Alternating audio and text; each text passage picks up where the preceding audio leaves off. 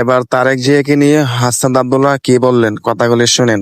তারেক জিয়া অনেকদিন পরে দেশে আসছেন, 17 বছর পরে দেশে আসছেন, তার ইনকাম নিয়ে কিন্তু কোনো আলোচনা নেই।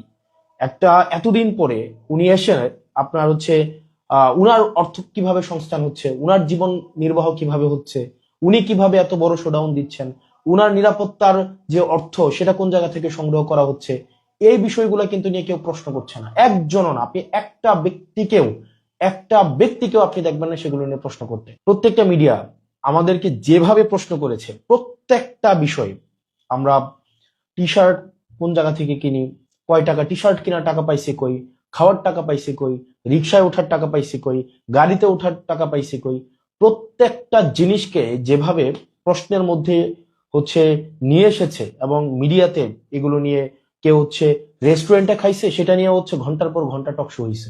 আপনার গত হচ্ছে আপনার জাস্ট এই কিছুদিন আগ পর্যন্ত টকশো হয়েছে। অথচ এই মিডিয়ার চরিত্রটাই দেখেন, বা যারা টকশো করছে এখন বিভিন্ন মিডিয়াতে, তাদের চরিত্রটা দেখেন। গত 15-20 দিন ধরে আপনি দেখবেন না যে তাদের এই এই আলাপগুলো এখন আর টকশোতে আছে।